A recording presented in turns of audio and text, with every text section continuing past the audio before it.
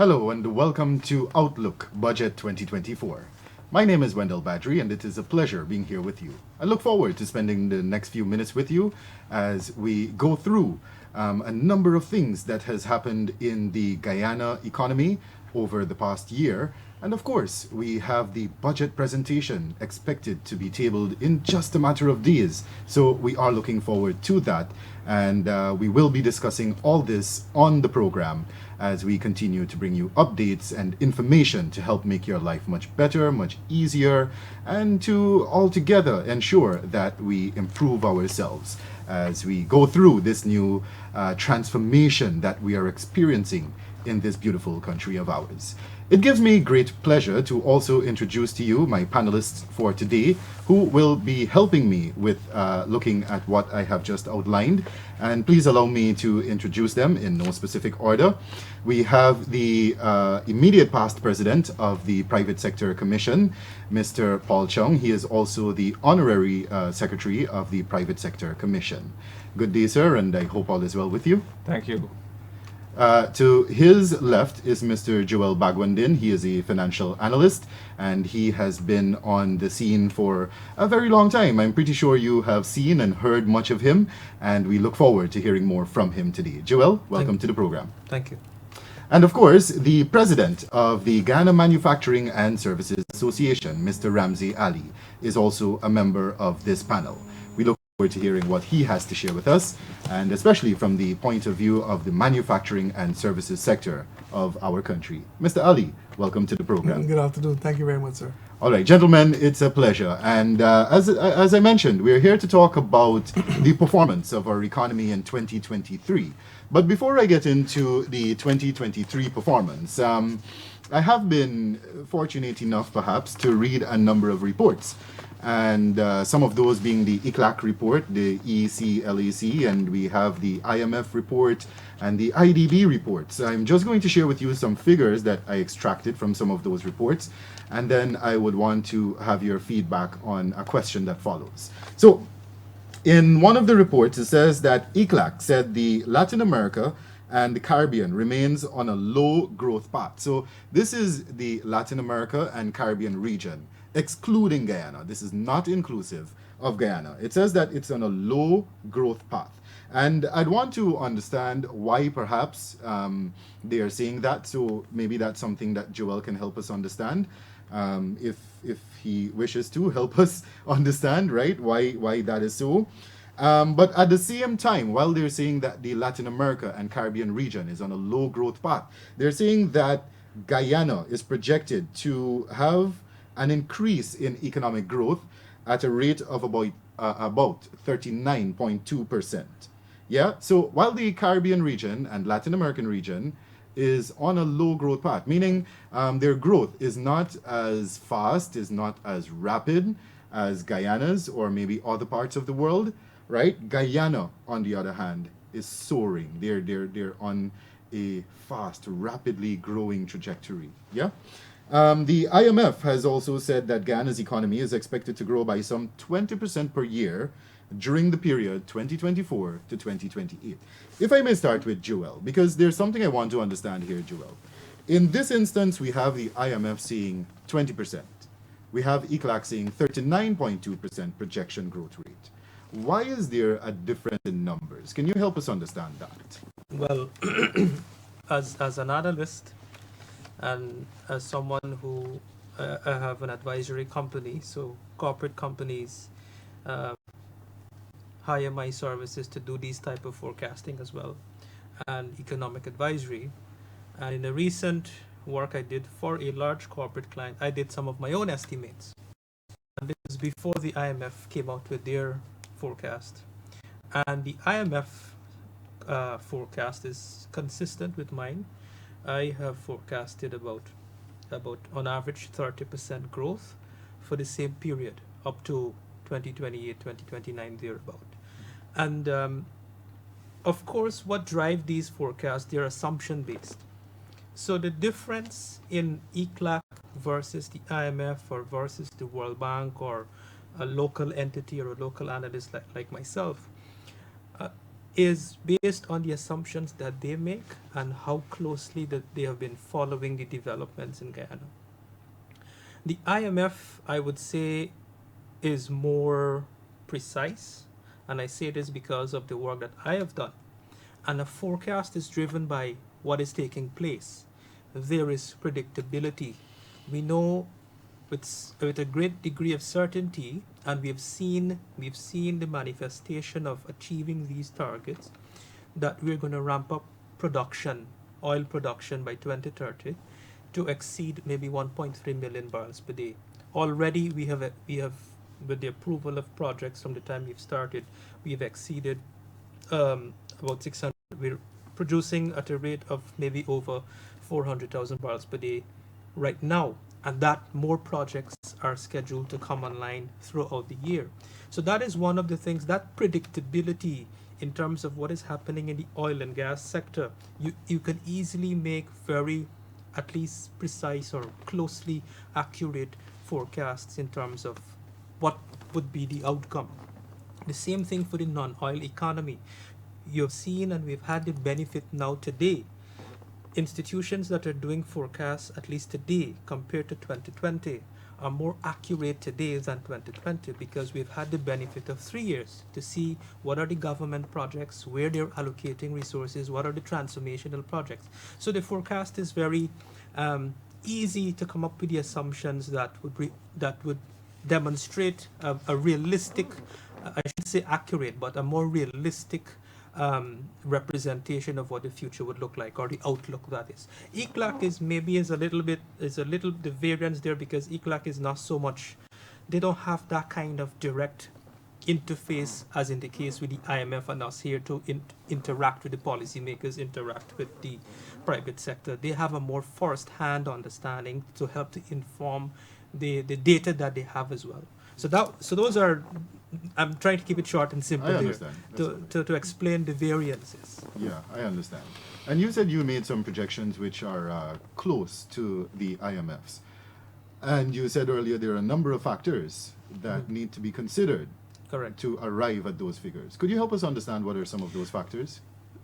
To keep it simple, the factors are, take for example oil and gas. We know oil, and we can predict the rate of growth in the oil and gas sector in terms of production. So we know what we can make assumptions based on current prices, current world market prices, average prices, looking at the historic trend. We can make assumptions. We know what are the fiscal terms, so we could forecast what is the revenue that the government will earn in the future. We know what is the withdrawal rules from the Natural Resources Fund, so we can forecast how much of that will go into the national budget. Right. Looking at the trend, looking at the 3 budgets that we've had, we can forecast how capital expenditure would grow. We can forecast how recurrent expenditure in social welfare would grow, and the government has articulated their projects, their plans.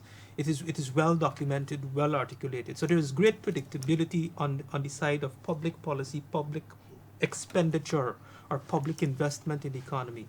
Then we can also, by virtue of being within the private sector, operating within the private sector, you see the developments that are being pursued by private companies.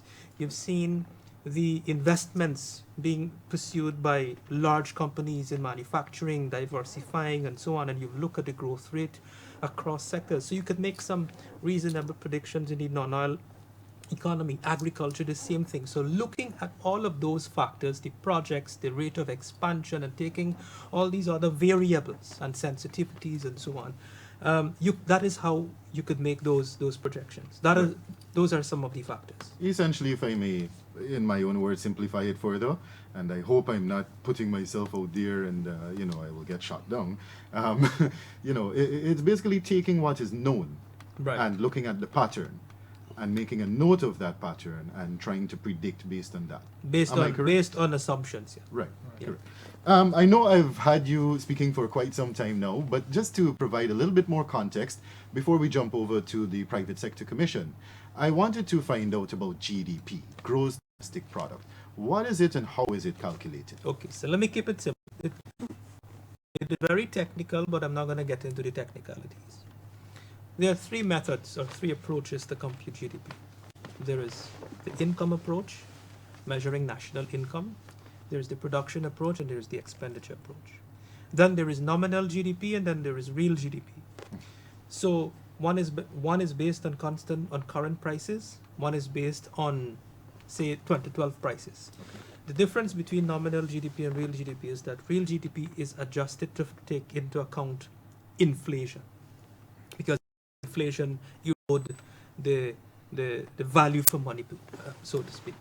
Now, we here in Guyana, we use two approaches to compute or to measure GDP. We use the production approach and we use the expenditure approach. Now, the production approach is simply the productive output, measuring the productive output in each economic sector. So, for example, we have the manufacturing sector. What is the total output of goods and services produced in the manufacturing sector? Same thing for the services sector, agriculture, the total productive output per sector. And then you have, if you're to use the expenditure method, there is a mathematical equation. It's government spending, all of government spending, plus consumption expenditure that covers household expenditure, the monies that households spend in the economy to sustain their homes, pay the utility bills, in the grocery, etc., entertainment, etc. Then there is investment, measuring expenditure from an investment perspective, and you have domestic investments, investment by local companies, and you have foreign direct investment. And then you have, of course, the in that equation you have the net exports of the country, which is known as the trade balance of the country as well, or a current account balance, which is basically the difference between exports and imports. So it is the sum total of that. That is how GDP is measured, to put it simply. All right, all right. Well, I do hope that you have learned more about gross domestic product, and that you're able to, from this, be able to come up with your own analysis of things around us. Yeah, Mr. Chow. Of course, 2023 has seen a number of things happening throughout that year, but during that year, you were the president. Up to a period, you were the president of the Private Sector Commission. May I ask for your assessment of that commission, the private sector, under your tenure, or during your tenure, and even to the end of 2023? What would be your assessment? Well, I mean, as you rightly said, I mean, and even the analysts and the international agency, they pronounce on Guyana's economy. I mean, our economy is the fastest growing in the world. I mean, we not only stand out in the Caribbean and Latin America, but globally, Guyana stand out. And indeed, it's not just the oil sector that is performing, the non-oil sector, which is expected to grow at over 9% this year. Last year, I think it was around 11%.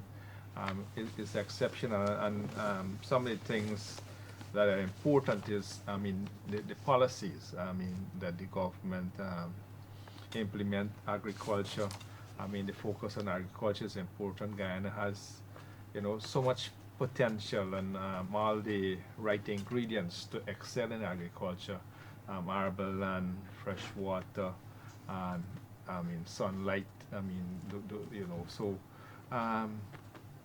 they move into soybean and corn production. The rice sector is doing well, and we see more investment in the coconut and other sectors. So that's one area. Health, the health sector, investment in health sector, I mean, it's important. Our population, there's something that affects our people, over the years. So having a better or improved health system is important to building confidence in the country and getting people to remigrate and come back and participate in this development. We're a country with a small population, and we need to attract and retain our people to help in the development. And we're on the right path, growing. The private sector commission and the entire private sector is buoyed by where Guyana is going. And that's why you see so many private sector companies investing. We are also happy that the government is assisting small businesses, through the Ministry of Trade with the cash grant, so that small businesses can grow and strive. And I mean, those are the ones that really create employment and help to boost the economy and grow. I mean, in those areas. So we're happy with the economy, and I mean, excited for the future. And I'm sure not only us, but all Guyanese and people even further afield, because you see, you know, almost weekly people come here looking to participate in the development and the way Guyana is developing, and to set up businesses and to do things here. You mentioned earlier policies, the government's policies, affect, right, directly some of the things that happen within the private sector. What I would like to know, because you singled out already some of those initiatives, policies that have been rolled out by the government. What I would like to know is how those policies have helped to benefit the members of your commission, if you can speak to that. Well, I mean, Guyana, we have a we still have a deficit in terms of infrastructure development, and we've seen over the years, the last 2 to 3 years, a lot of money have been invested in infrastructure. If you have to cross the Demerara Harbor Bridge or travel, it's a mess every day. In terms, the delay, I mean, it's very costly, because again, we have a small population, and the amount of man hours we lose in people maintaining the bridge.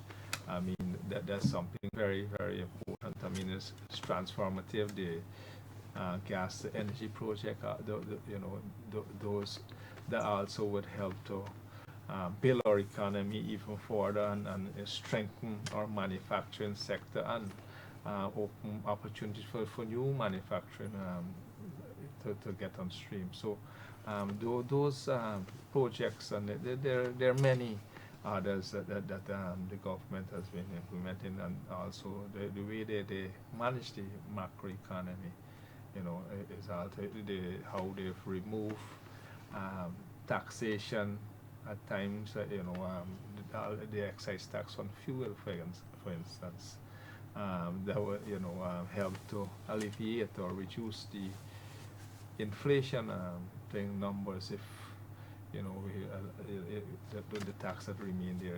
Almost everybody use petroleum products in one way or the other to go to work, to move goods and services from one place to the next. So it's important. I mean, those are good measures that the government has taken to not only help businesses, but I mean the entire population. And you're quite right when you alluded to the gas to energy project, how it could help to benefit the lives of citizens and so on. And this would be a good time for us to jump over to the manufacturing and services sector, because we've been hearing since the advent of this project, so to speak, that it will cut electricity by some 50%, electricity cost, I should say, by some 50%. And if I could get your reaction to that, Mr. Ali, and also I'd like for your assessment of the manufacturing and services sector for the past year. Well, let me do the second one first. Go ahead. I mean, he passed it a lot, so I have to find. I don't want to repeat what he said, because he covered almost everything. But let me see if I can focus on the manufacturing and what has happened in the last, not only last year, but the last couple of years. Because this growth is not only for last year, but it's a little while now. So, sorry, if I may interject here, you're saying it's steady growth? Yeah, I'm saying for the last couple of years, we have seen significant growth in this country in the manufacturing and services. That's what I'm saying. Very and it can be proven if one were to look at the published reports of some of the companies that do publish their reports, that do businesses, you will see the kind of banks and the manufacturers and so on. The company that I work for, we're going to publish a report, and it's public information, so I can say it. We saw over 35% growth in our business, 35% revenue and profit. So let me just see if I can break this down a little bit for you and keep it very simple, as you have said. One of the things that is happening in Guyana, a lot of people don't talk about, is consumption. Consumption, people consuming. So what is happening is that, and I don't know what the number is, maybe Joel knows more than me, or Paul, but I don't think we have 750,000 people living here anymore. I don't believe it's 800,000. I don't know what it is. But I do know that there is more consumption taking place in this country, simply because of the fact that there are more people living in this country, working and living in this country today. That's the first thing I want to say. The second thing I want to talk about, expand a little bit on what Paul said, is the policy of the government from the time they came in. And it was about diversification away from oil and gas. Now, agriculture has seen, and is going to continue, I hope, and I'm sure it's going to continue when we see the budget next week, the investment the government has made in agriculture.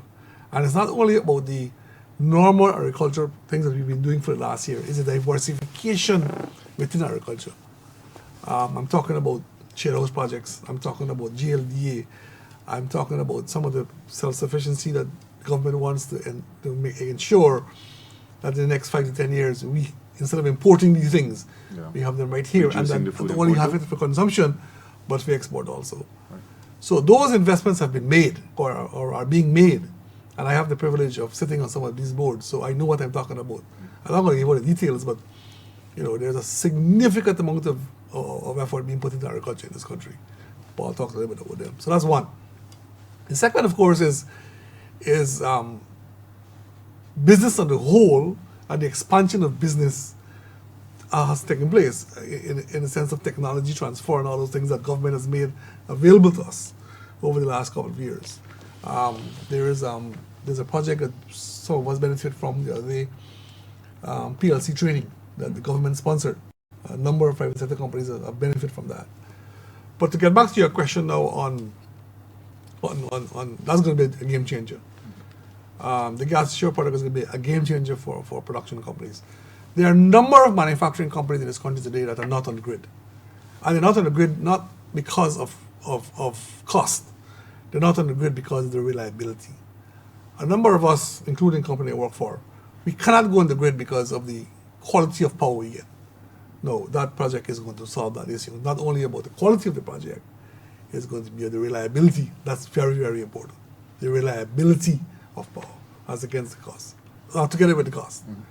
So you can rest assured that your cost is going to come down significantly, so you can compete. A number of us cannot compete in the current because of our prices. The other game changer which you didn't mention, but I'm going to mention it, is that road that's coming from Latin. That's going to be a major game changer. Last year in around September, October, the GMSA hosted about 100 companies out of northern Brazil. We spent about 3 days with them. And I can tell you, based on those discussions, those people are going to be looking for businesses here that are going to benefit this entire country, or manufacturers on the whole. And they're not coming here to sell us. Lots of people think that they're just coming here to sell us. They're not going to sell. They're looking for raw materials, they're looking for agricultural products, they're looking for partnerships, and they're looking for products to buy from us. So those are a couple of things that are very positive in terms of the manufacturing. A very good outlook. If I could jump right back to Joel with this information that we've gathered now, because we have both gentlemen confessing to improvements within their respective sectors, the private sector and the manufacturing and services. My question to you, Joel, is how do we sustain this growth? How do we maintain it? And not only that, but how do we ensure that we take it beyond what it is now? The foundation is very important. To sustain growth, the work that you put in it, just like building a house, constructing a house. You got to make sure that you have a sturdy foundation that could cater for if you want to throw up a second or a third floor in the future. And what we have seen in terms of policy, in terms of how the government came in and confronted the impact of the COVID-19 pandemic, how they confronted the global challenges, external challenges as a result of the Russia-Ukraine war, high food prices, those are driven by external factors compared to the rest of the world. While confronting all of that, they have been steadfast in building out the strong foundation, building out, making the investments in the infrastructure, because that is important to support the future growth. While doing that, of course, this might be strange to say, but it's a fact. How do we sustain? You have to make hard decisions, which the government is doing, at the expense of withstanding or being subjected to criticisms. For example, not spending enough on other social aspects. For example, more increases in wages, more cash grant to households. I mean, we could do that, but how are we going to build a foundation to sustain? So that sustainability is important, to make the hard decisions in terms of investing for the future. If we don't, let me give you an example. If we don't invest in the port infrastructure, investing in a deep water port, at the rate of growth, and Mr. Ali spoke about the rate of the level of consumption in the economy, which is growing dramatically owing to increased population size and increased disposable income. Trade and commerce activities, that is going to increase. We're going to have more traffic. So we got to build the infrastructure to support that. If we don't build the infrastructure to support that, then how are we going to sustain it in the long run? So sustainability has to do with careful planning, careful policy making, making hard decisions, which the government is getting criticism for every day. And we don't have to go far for examples. 3 decades ago, we came from, as a result of poor management, as a result of bad policies compounded by many other factors, political factors, we were a bankrupt country. We were one of the poorest countries in the hemisphere. And it took 2 decades to transition out of that and attain economic stability. So now we have to build on that. And we have very strong indicators to support the future growth. We have the lowest debt to GDP ratio in the world, from 900% 30 years ago to 50% just about maybe 7 years ago. Now it's below 30%. We have strong, the net reserve in the banking sector is growing. So that means you would have stability of exchange rate, stability of the currency. That is important to enable investment and to support the sustainable growth. We have low inflation rates, low single digit compared to the global average. Unemployment, I don't think we have an unemployment problem. We have a skills problem, which the government has to confront to aid that growth. So to summarize all that I said, or to translate simply what I said, sustainability is about careful planning and strategic investment in the economy in key areas: infrastructure, human resources, information technology, and making those hard decisions that they're going to be criticized for. So they have to manage expectations. Right. And I especially hear you on that making hard decisions part. That is a very crucial part, yeah? I wanted to ask about the outlook for Budget 2024 of both Mr. Chung and Mr. Ali. I did mention that we're days away from the presentation of Budget 2024. So for your respective sectors, what would be your outlook for Budget 2024? Could I begin with Mr. Chung? Yeah, I mean, the pattern, I mean, as Joel said, the pattern has been set, and we expect, to continue in the same vein. Continue developing the infrastructure, continue to invest in health and agriculture, and the gas to energy project becoming closer to reality. We expect, also some, relief measures in the budget for businesses for in terms of the operation. So we don't know. We're looking forward for some of those too. And so the trend is there. So we expect this growth to continue. We expect businesses to continue to flourish and to grow and expand and develop. So we're on the right footing and on the right track. Mr. Ali, in terms of the manufacturing and services sector, what is your outlook for budget 2024? Well, let me just say this. We would have sent a detailed submission to the minister's office, and he did receive them. They were still among the discussion. Unfortunately, we didn't have a chance to have a face-to-face because of scheduling issues, but we do know they were taken on, some of them were taken on board because we got back the feedback. But right, so Paul is exactly right. But let me just deal with a couple of specific ones quickly. So we would have asked, we would like to see some, this proverbial basket of goods that VAT was based on. We were asking for some increase in that. And that goes directly to the vulnerability. I don't want to get into a political thing with nobody in this country, but this is my very personal opinion. I don't believe in writing checks to people. I don't believe about cash out, but that's a different story. I don't want to get into that. I believe in different ways government can do things to alleviate expenses for people, as against writing them a check. But that's a different story. We've talked about some relief in areas of taxes and Paul talked about it just now. Small businesses are very important to the development of any country. Many of the metropolises in the world were built on small business. History has proven that. This government has shown that there is good and increased recognition of small business. I think a couple of days ago, there was a huge grant, deliverable grants to a number of small businesses, but they are startups. Thing is that in the small business, I'm very close to small business. Anybody would ask you that, Ramsey, I am involved in small business development.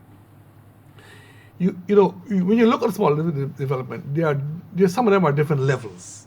The startups, then you've got some of them evolving, and then some of them who are actually exporting into the world.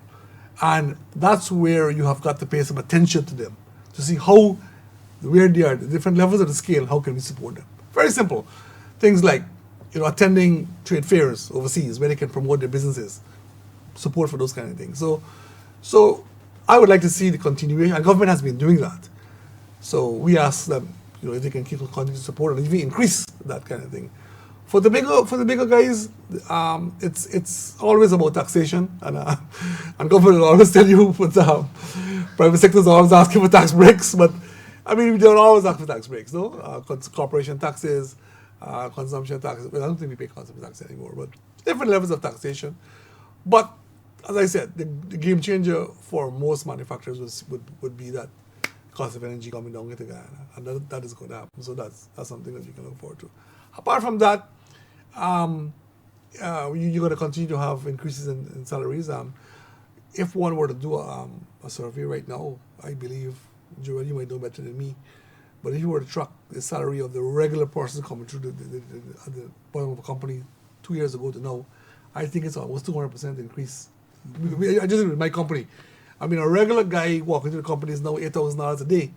2 years ago, it was what, $3,000, maybe $4,000. So that's the kind of thing that's happening. And Joel talked about this the increase in disposable income driving growth in consumption. So those are things that are going to happen. We have a problem with labor.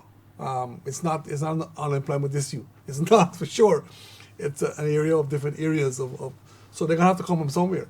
We're building 9 hotels, I think, based on my knowledge, or 10 hotels. Yeah. Where are those people gonna come from? They gotta come from somewhere. So those are more people coming into your country. That's more consumption again, right? Train skilled people. You've got to do that. So I those are the kind of things I would like to see. I'm pretty sure the government has their fingers at the pulse, and they understand what's happening, what's coming. So yeah. My final question before we wrap things up today, and I'm sure you all will have your own perspectives on it. Yeah, Mr. Bagwandin alluded to it earlier. He said, it may not. You have to make those hard decisions whether to increase in social services and decrease in another area, or increase in this area and decrease in another. So there was this narrative being thrown around in the public sphere, suggesting that every household should receive X amount of money. And we saw many persons debunking that, right? Have you seen it, by the way? Have you heard about it? All about it. Yeah. So, I mean, why would you not favor the increase? Joel, I'm sure you might be more in a better position to answer this for us, right? But why would you not do that, right? And maybe, reduce something else. You were speaking about another sector earlier. It slipped me. But why would you not do that? Why would it not make sense? Perfect example. It comes right back to your previous question on sustainability. Right. Let's take the number that was thrown around. If you do the math, I think the opposition was saying, oh, we have enough money to give $300,000 per household. If you do the math, if we have about 300,000 households, thereabout, and household is growing because the government is targeting maybe 50, 60,000 new households, housing program by 2025. Right. You run the numbers, it is in excess of $1 billion US. That's over $200 billion. That works out to. That is 1 year's oil revenue that the government earns. So should we take all the money that we get from oil and transfer it to household, which is going to drive consumption, drive inflation, and we're not investing for the future?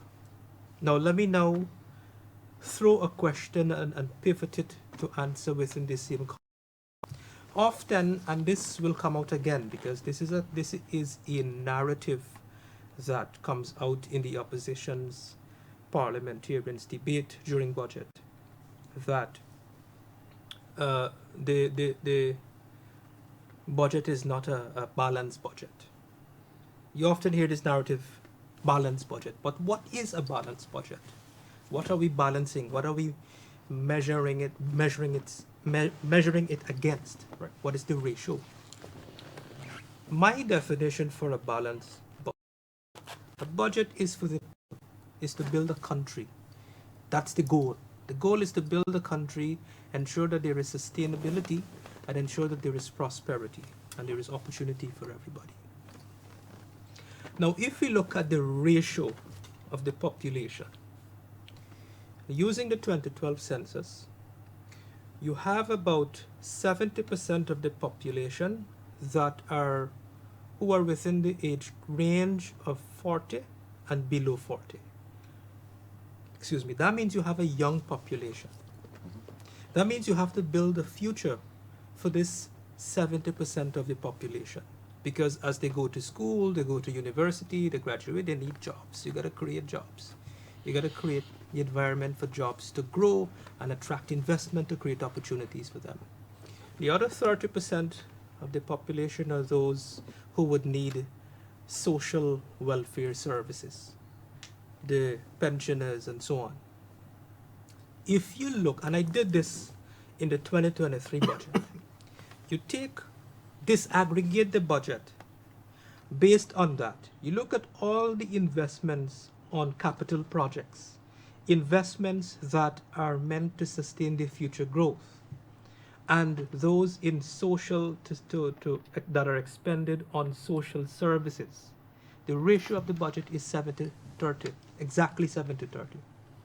And I'm sure that ratio will be maintained again. It will be 70% to 30%.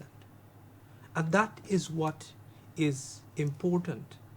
How do we sustain the future growth? Should we spend more on consumption, which we can't sustain? Let me give you another example quickly. Salary increases, big debate all the time. If you look at the total public sector wages billed as a relative to the non-oil revenue, we can't factor in oil revenue because oil revenue has, pursuant to the Natural Resources Fund, is to be expended on transformational projects, development projects. That is investment for the future. So if you take the non-oil revenue, the wages, the total employment cost is over 30% of government revenue, non-oil revenue. And if you look at the increase based on the across the board increase and the upward adjustments for anomalies over the past 3 years, it's about 50%, which works out to over $30 billion for the period. That's on average of $11 billion a year since 2020. So you can't take all the money to do that. You got to build for the future, because how are you going to sustain it? And that's the argument, and that's what I meant earlier by making the hard decisions. Otherwise, it's not going to be sustainable. You can't sustain it in the future. Oil prices could collapse. You can't sustain the wages in the future. You can't sustain the cash grant. And you end up like the rest of the countries in Latin America and the Caribbean that are suffering, such Your as economy Venezuela, begins Suriname, Trinidad, and Tobago. Right. Your economy begins to crumble, so to Correct. speak. Right. Mr. Chung, what is your perspective on that Well, scenario? I mean, Joel did a good job there, but I mean, it's the same thing. You have to do things that are sustainable. We have to build the economy. I mean, we have to. If you start giving out money, people won't. Many in the population will work. A lot of your industries would collapse. Agriculture, probably the first one would collapse. We see typical example right in Venezuela. I mean, they don't have food. They have got the largest oil reserve in the world. But if it's not managed properly, and in June Chavez time and everything, they're sharing out, lots of stuff, and it's not sustainable. There's a slide in the price of oil, everything collapse, and everybody, starts suffering. You don't want that. You want predictability, right? And you want things to be running in a way that, you're sure about tomorrow, right? And things, tomorrow when you wake up, things will be normal and okay. That, it's like a gamble, you don't want to go down that road. The singer says, if tomorrow never comes, but then what if it does, right? Mr. Ali, over to you. What is your I'm perspective? not going to waste time. You waste the time and repeat. But I said it before you asked the question. Uh-huh. It doesn't make any sense. It's a complete nonsensical approach for me personally. Any country that, and I'll mention the countries. Look at the examples that happen when people do those things. Population that just sit and enjoy free money. Everybody gets lazy. You're not going to go anywhere. And people come and take your jobs. You say, well, and you start you and cry. It makes absolutely no sense. I believe government has to find different ways of decreasing the expenses of living, and they've been doing that. And that's why I'm looking forward to the budget. That's one of the things I'm looking forward to in terms of how we can move forward. But not at all. It makes no sense to me. Absolutely no sense. And since you're already on the floor, Mr. Ali, may I ask for your closing remarks as I come around the table to get the others? I'm not a politician. I will never be a politician. I work in the private sector. But what we have seen in the last couple of years, I'm the chief executive of a private sector company, is it's a stable economy. It's a growing economy. It's a diverse economy. It's being fueled by hydrocarbons, money from which is good. All the things that the government are putting in place in terms of investment, in terms of savings, in terms of future, in my opinion, it's something that is positive. It's workable. Are they perfect? Of course not. They make mistakes like everybody else, and that's where we come in as private sector to keep reminding them. Hold on a second. Here are some of the areas you can look at. So, if a country was not growing and it was not the expectations, it's simple. You will have people coming here. People are coming to this country in droves. We had met, I don't even know, when I made my speech at the dinner, I think we had 130 engagements at the GMSA level of companies from the Caribbean, Latin America, North America, Australia, you name it, coming here looking for investment. So that's my answer to you. Thank you. Mr. Bagwandin, your closing I'll remarks. keep it short. Outlook with the future, the medium term and the long term is positive. And that's it. That's it. Yeah, Thank you very much, Mr. Chung. Similarly, I think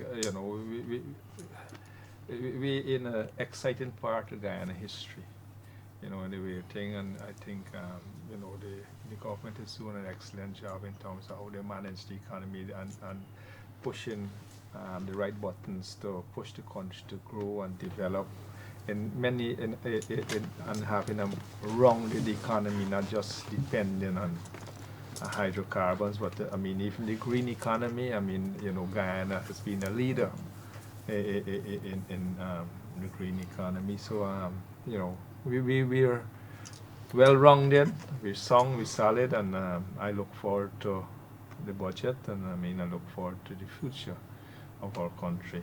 Thank you. Thank you very much, Mr. Chung. Gentlemen, I must say thank you very much for being part of this panel. It was an absolute pleasure having you here to share your thoughts with us and your assessment of the previous year, the previous financial year, if I may, and of course, your outlook for Budget 2024.